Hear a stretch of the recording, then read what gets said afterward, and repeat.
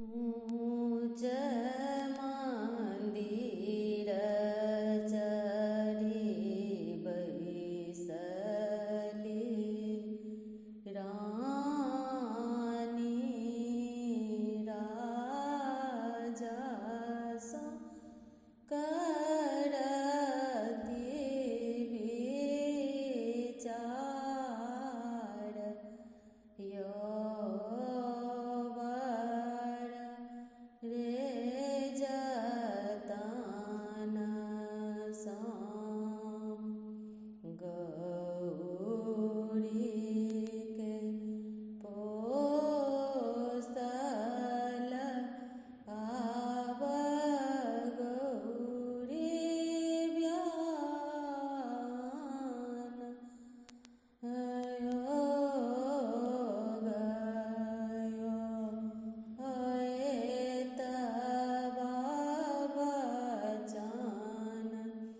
जब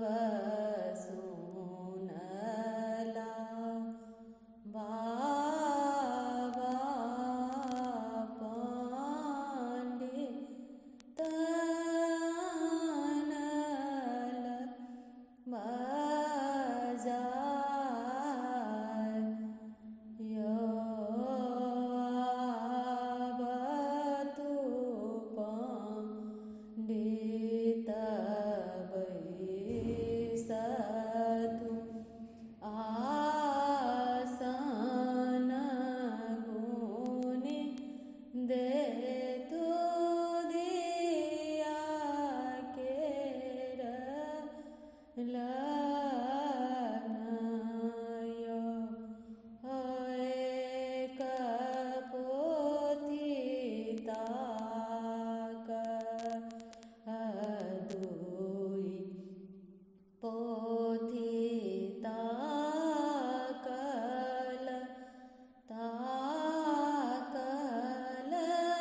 वेद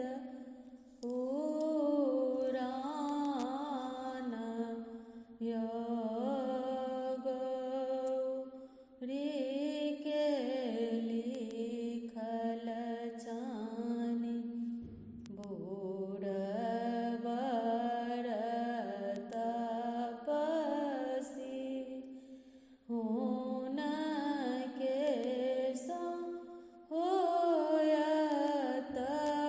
बियाह यो रही बनसों करही कटाओल वृंदावन मीटबांस यो ताहि बांस लाए मरबा छराओल मानिक थांब लगाए यो एक दिस बैसला पंडित पुरोहित दोसर दिस दिया केर बाबायो ते